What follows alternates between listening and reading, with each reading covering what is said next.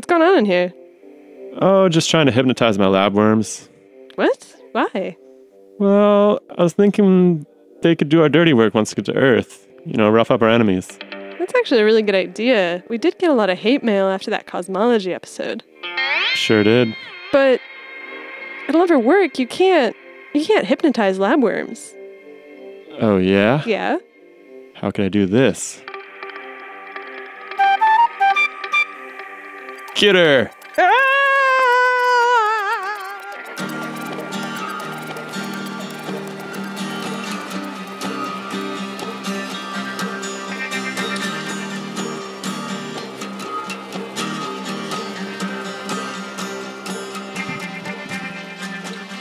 From the outside, hypnosis looks like pure magic. It's a state of mind where a person is induced to lose their power of voluntary action and becomes highly responsive to suggestion or direction. Most common examples involve people falling into deep sleep with the snap of the fingers, forgetting their own names, losing the ability to open their eyes or move their feet. Almost like a party trick, but spookier. An uneasy suggestion that your hold on reality might be far frailer than you ever imagined. Then there's another thought, an ancient memory that floats up sometimes when you're watching a movie. So engrossed that the hours pass with no awareness. You've been here before. Maybe not you exactly, but someone like you, a long time ago. Someone who spent their primordial nights listening to stories told in lilting poetry over a flickering fire on moonless night. What is this ability to step out of time, to lose yourself in someone else's power? In short, it's complicated and poorly understood. Hypnosis is a technology that's been known for as long as humans have known ritual, but has remained remarkably resistant to scientific inquiry. Those who are susceptible, some 80 to 90% of the population, can experience enormous benefits from its medical application, the alleviation of pain, the treatment of chronic conditions, to the abatement of debilitating anxiety. Most hypnotic experiences, though, live at some distance from medicine. A shallow trance is never far away for most humans. Highway hypnosis is one common example. People report leaving work, getting in their cars, and driving all the way home or somewhere else without any memory of having ever been on the road. A similar state can be evoked by music, especially the kind that is rhythmic, powerful, and repetitive. With enough repetitions, reality can drift away just enough to make space for relaxation and euphoria. This is capitalized on by religious ceremonies, with their chanting, singing, and repetitious actions to activate similar parts of the brain. It's the same thing with stories, especially those that are well crafted and told in the right setting. Performances of these stories, artistic, cultural, and political, are most effective when they touch on the hem of the hypnotic state, whether in their repetitiveness or in their perfection. In the not-so-distant past, it was easier to draw the line between reality and trance, as hypnosis was relegated to a specific place. Temple services, shamanic ceremonies, and initiation rituals were discrete places and events that acted as the furnaces that forged bonds between members of a society through shared transformative experiences. Modern life has perforated the barriers between ceremony and the everyday. Now the trance state is constantly accessible. It's beamed directly into your eyes and your ears from the device that lives comfortably in your pocket, at your dinner table, in your bed. It's the mind worm that plays behind your eyelids in a dark and quiet room. Human experience is now suffused with an inescapable stream of repetitive, changing images that are accompanied by soporific beats, video games that simulate reality, the endless scroll of social media, and blockbuster movies where the scenes change every 30 seconds. All the while, the world is narrated by a 24/7 news cycle where a talking head stares directly at you, feeding you the story of the moment.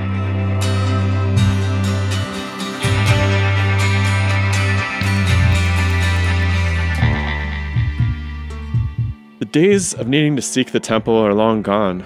Trance is just a thumb swipe away. The state of trance is an inherent part of being human. It's the domain of meditation, of the flow state, and is the sister of transcendence. But what happens when the psychological escape valve that allows humans to momentarily live somewhere else is hijacked by a for-profit machine? Today's episode, inspired by Kevin Stone, the Hollywood hypnotist, is all about what it's like to live in a world where everyone's at least a little bit hypnotized. Some a lot of bit. We first lay out what the science has to say about hypnosis, then show the ways that the trance state permeates so many of the experiences central to life on Earth, and how you, dear Earthling, can avoid going under someone else's spell.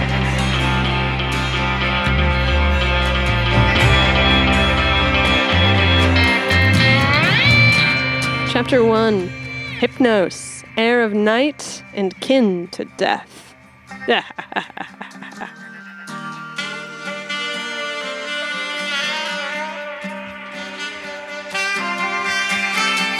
conventional story of hypnosis, the one that you'll find in most of the books, is that it began with Franz Mesmer, Parisian charlatan who rolled with the likes of Marie Antoinette and King Louis XVI before getting debunked in the world's first double-blinded clinical trial. The debunking was carried out by Antoine Lavoisier, phlogiston mythbuster, Joseph Ignace Guillotine, doctor and inventor of the guillotine, Jean-Sylvain Bailly, future mayor of Paris and eventual guillotine beta tester, as well as Benjamin Franklin. But the details of that story are for another time. Mesmer left Paris in disgrace after the commission demonstrated that his magnetized waters had absolutely nothing to do with the recoveries that people were experiencing. His approach to medical treatment was shelved for the next half-century until the Scottish surgeon James Braid came to realize that hypnotic suggestion was a powerful adjuvant to medical treatment, especially when it came to nervous disorders. Though it was too little too late, this recurrence showed that Mesmer's approach did work, just not for the reasons that he said it did. His patients would go through an elaborate ritual, and treatment would take place in a quiet room with someone playing the ethereal glass harmonica, which is just to say that set and setting was the most valuable aspect of the treatment. The process of being hypnotized was curative in and of itself. Despite Mesmer and Braid getting credit for this discovery in the history books, the roots of hypnosis run much deeper. The earliest mention of the practice is found in the Ebers Papyrus, written in 1500 BC. It describes houses of life, places where resident priests mesmerized patients by, quote, pronouncing words in the preparation of medicine. It resurfaces again in the written record 1,000 years later in connection to the Greek religious sect of Asclepius, the god of medicine. Hundreds of Asclepian temples were found scattered through the ruins of the Roman Empire in ancient Greece and the Phoenician city of Carthage. The presentation at each temple was always the same. They were located outside of the city, in a grove of trees, usually near a spring. Isolation from the hustle and bustle of the cities was the first step in inducing a state of relaxation, which was deepened by the soporific intake procedure, ritual baths, massage, and a chanting made to the god himself. The sequence was brought to a hypnotic crescendo during the dream healing that was done in the dark of night. Priests, dressed in the white robes and carrying Asclepius' staff, would make their rounds when the candles were extinguished. They would carry a large non-venomous yellow snake and be accompanied by a temple dog. As the priest prayed over the patient, the dog would lick their wounds, an assistant would apply an herbal poultice before moving on. Many believed that they had actually been visited by Asclepius himself, and so there was a high reported cure rate. Tablets arrayed on the outside of the temple recorded success stories, but also made sure to warn clients that payment was more than just optional. Hermo of Passos sought help for blindness.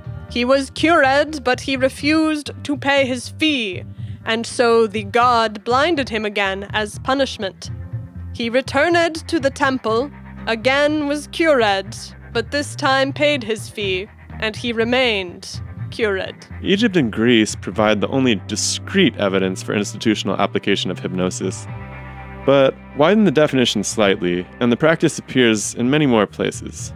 Shamanic rituals, with their drums, dancing, and intoxicating smoke, church services with hymns, parishioners speaking in tongues, even rock concerts, all examples of mass hypnosis. Through human history, the evocation of the hypnotic state has been a central feature of community and coming together. Stories and ceremonies pull the listener in and wrap them in the haze of an otherworldly dream instantaneously and imperceptibly. Eventually, the listener reemerges into the real world, somehow fundamentally changed by the experience. But what's actually going on?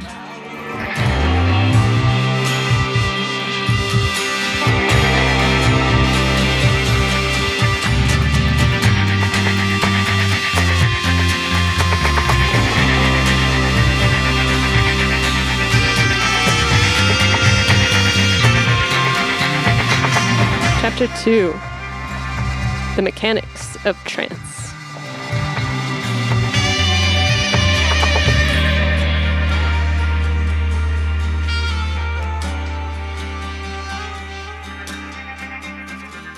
In all cases, hypnotic induction requires a willing participant. When the hypnotee is exposed to a long period of repetitive sound and motion, this allows them to enter a state of hyperfocus, at which point the stage is set for suggestion. The seat of the hypnotic response appears to take place in the region of the brain that's responsible for integrating stimuli and deciding what action to take, the cingulate cortex. Patients with lesions in this region of the brain display an odd behavior. They are completely aware of their environment, but have absolutely no desire to respond to their surroundings. Same sort of behavior is observed in hypnotized patients, which has led researchers to model the trance state as an inhibition of the cingulate cortex. Most curiously, this part of the brain also appears to be involved in meditation. On the surface, the two practices appear quite similar, but the brain activity shows the truth of the matter.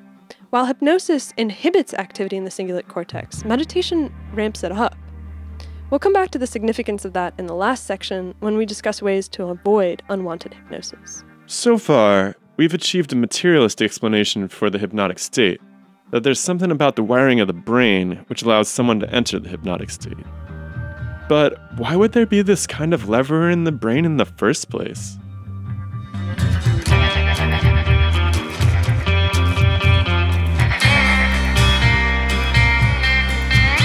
Theories about the persistence of hypnotizability fall into two bins: the residual agreeableness of the childhood brain that can be reactivated in trance, and the social advantage of bonding with others through the hypnotic state.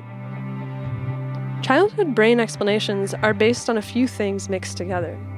The first is the existence of fixed action patterns in animals, and the second is that humans have a developmental window in which they're utterly incapable of resisting suggestion. Fixed action patterns first. These are behaviors that, once triggered, will run to completion even in the absence of an initial stimulus.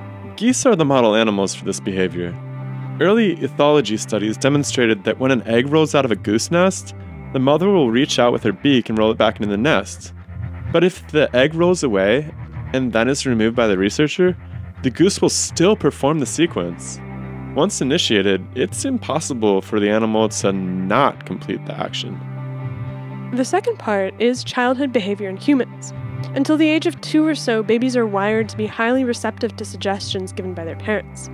Eventually, they develop the parts of their brain that allow for skepticism and a resistance to suggestion, become terrible toddlers, and the rest is history. The culmination of this theory is that various approaches to hypnotic induction, music, lights, repetition, activate a kind of fixed action pattern in the human brain that reawakens that childhood openness to suggestion. This fixed action pattern may inactivate the cingulate cortex, which could lead to the strong suggestibility that is observed in hypnotized individuals. Evolutionary theory, on the other hand, suggests a less accidental emergence and is justified by way of human history and studies that have shown there is a heritable component of hypnotizability.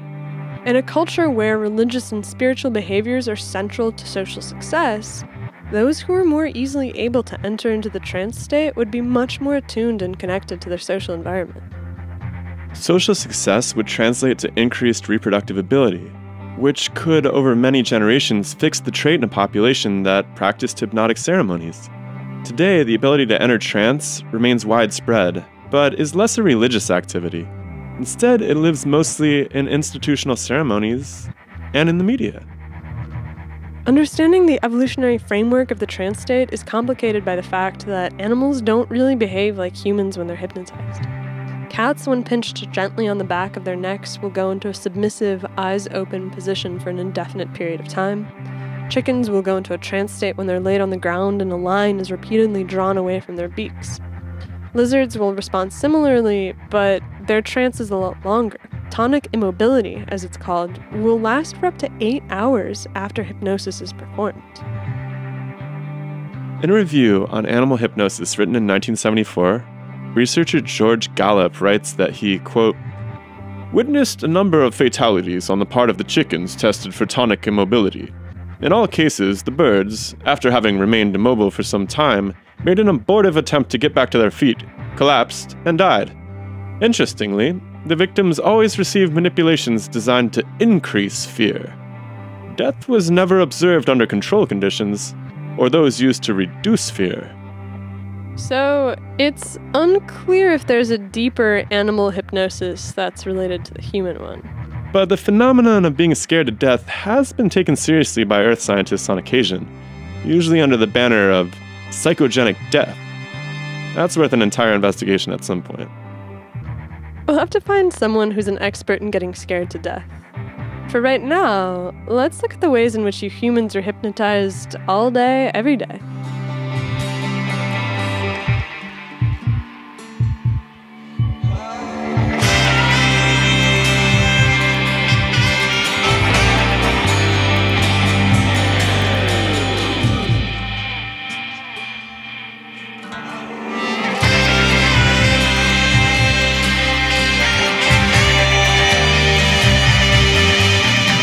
Chapter 3. You can feel yourself going deeper and deeper and deeper and deeper and deeper.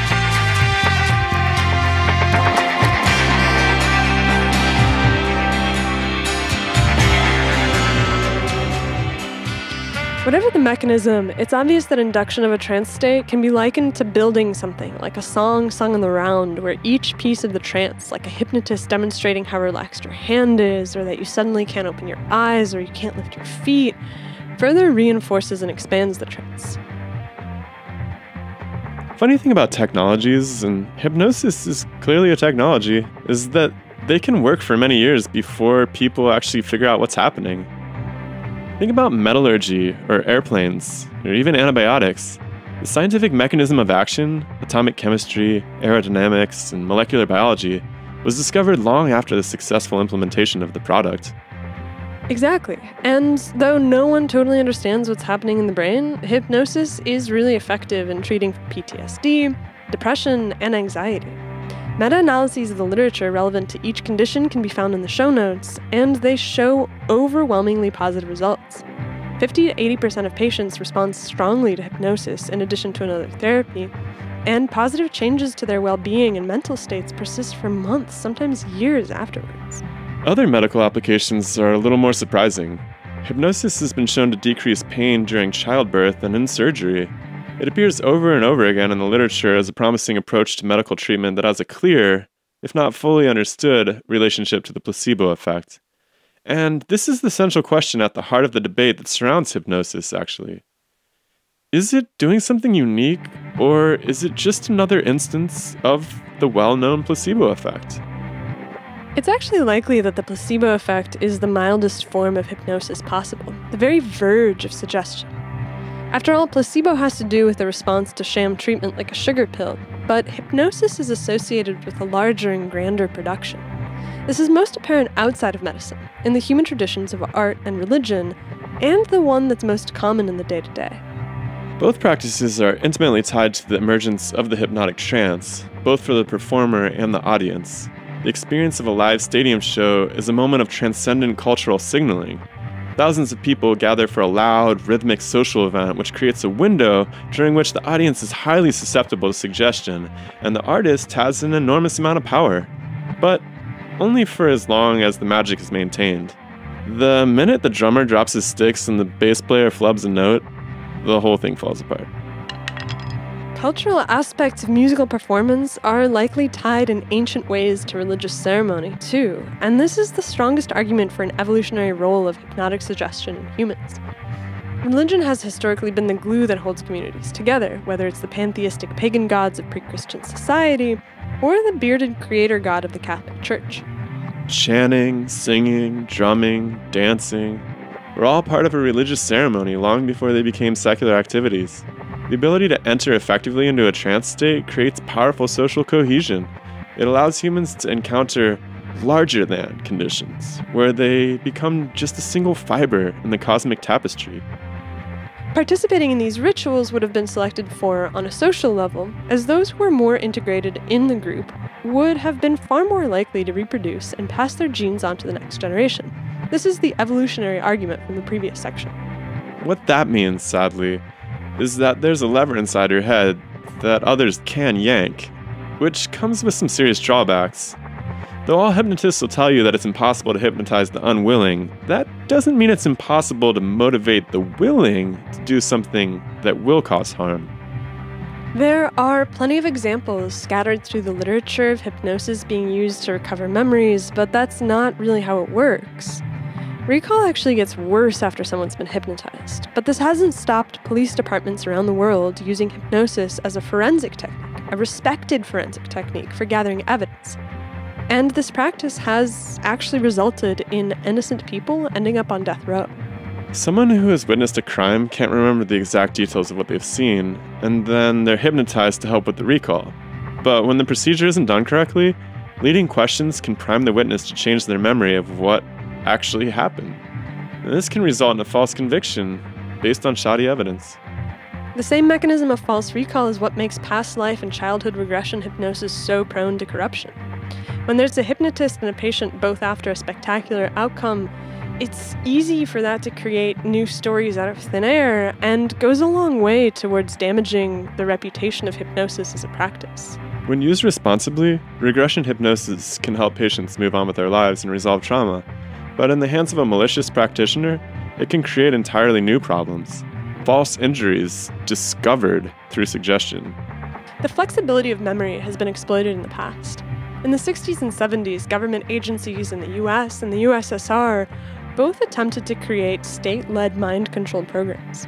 In the US, Project Bluebird, then Artichoke, then MKUltra, was the best attempt the CIA could make to reprogram ordinary people's minds with a blend of hypnosis, drugs, and torture. What they discovered at the end of the day, though, was that there was really no substitute for the naturally occurring susceptibility to hypnosis of the top 5 to 10% of the population. Sirhan, the assassin who killed Bobby Kennedy, is thought to be a classic MKUltra success story. Witnesses who apprehended Sirhan after the shooting testified that he didn't seem to be in a present state of mind, behaved strangely, and that he had unreasonable strength. In addition, a witness in his defense, Harvard medical professor of forensics and hypnosis, Daniel P. Brown, has spent hundreds of hours with Sirhan and has written that he is the most hypnotizable man that Brown has ever met, and that he has the most complete ability to forget what has happened during hypnosis that Brown's ever observed. This suggests that Sirhan could have been an MKUltra stooge, especially when coupled to the fact that although Sirhan was observed to shoot at Kennedy from the front, a fatal bullet wound came from the back. What does that even mean? I wouldn't ask too many questions. Shadowy government entities aren't the only ones that are in the game of hypnosis.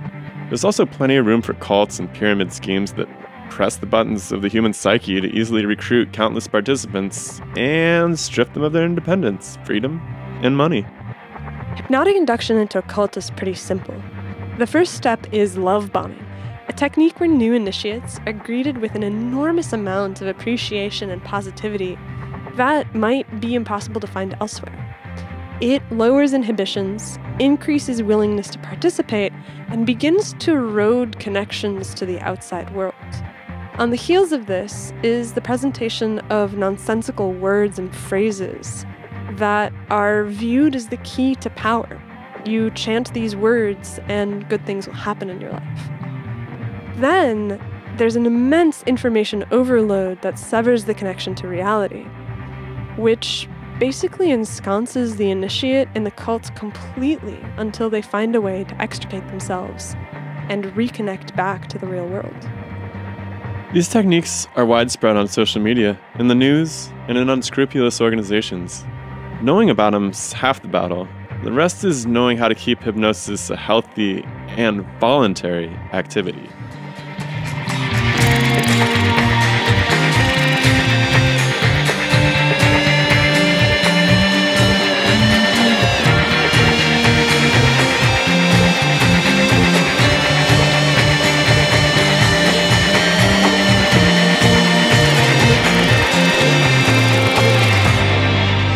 Chapter 4.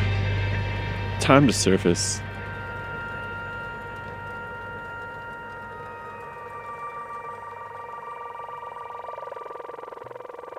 Success in a modern society is at least partially measured by how effective you are at hypnotizing those around you. This is a generator function, an arms race for attention that encourages the most trance-inducing content possible to be leveraged by everyone from Coca-Cola to political candidates to Instagram influencers to us. Giving over to intoxicating stories brings about a deep sense of belonging, maybe even satisfaction, as a result of the dopamine hit delivered by everything from shopping to getting a like on your comment. While it's true that hypnosis can only happen to the willing, what if the willingness is coerced, a condition of participating in the world? Then the only alternative is to develop ways to encounter the teeming demand for attention in a way that keeps you from getting sucked in. The best way to do that is to learn what hypnosis feels like and how to break its hold. One approach is to study self-hypnosis so that you can learn what trance feels like and how you can force yourself to emerge from it. There's plenty of videos online that can get you going on that road. Focus especially on meditation, as its ability to activate the cingulate cortex can give you more control over what's happening in your brain at any given moment. The other approach is somewhat less involved but still useful. Constantly check in with yourself. Am I doing /purchasing /saying X because it's the best possible thing? Do I actually have a good reason for this? Or am I on autopilot again, sliding into the easy? Keeping an eye on motivation can help clarify actions, and can help sort out the things that you've willingly given your attention to without fully considering the consequences. Due to the ancient roots of hypnosis, traditions that stretch all the way back to the earliest window of human development, it would likely be impossible to erase it completely from human experience. But in an era of increasing demand on your attention and increasingly capable demands on your attention, the expansion of the trance state to all domains of human experience means that humans are going to have to develop an ability to keep their brains safe from external meddling. That way, you humans can develop a way to enjoy the benefits of trance-like states, to dip in and out of it at your leisure without unwittingly giving over to it.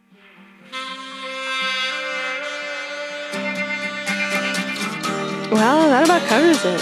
Check out our conversation with Hollywood hypnotist Kevin Stone. That's all about the topics that we introduce here. And come back next week for our investigation into the meaning and mechanics of recorded music. For that, we're talking with Larry Crane, a producer and recording engineer who's worked with the likes of Elliott Smith and has a lot to say about the importance of recorded music for the human experience. We got a new video every Monday, so hit the subscribe button and the bell because you don't want to miss it.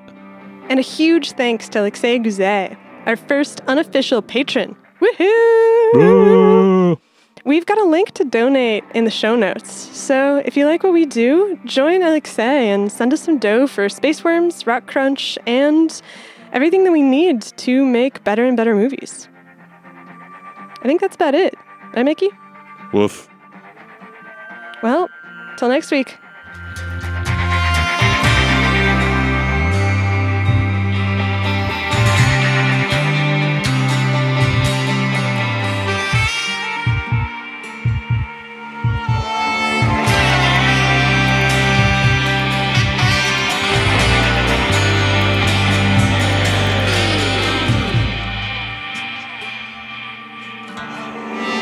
See, all behavior is learned behavior. So we need tools to unlearn the negative behavior, or if we want to change some sort of behavior that's blocking us from achieving our ultimate potential in life, then hypnosis is that tool. It's allowing your mind to do what you want to do and you controlling that and not allowing it to control it for you. I can't hijack your brain. I can't get inside the brain. I can do certain things to make you suggestible. That's what advertisers, the media, politicians, they understand the power of words and suggestion and suggestibility, and they utilize that in their favor. This is a phenomenon. It's a natural organic process. So we go all the way back to the beginning of time, where the applications of trance-like states or hypnosis were utilized.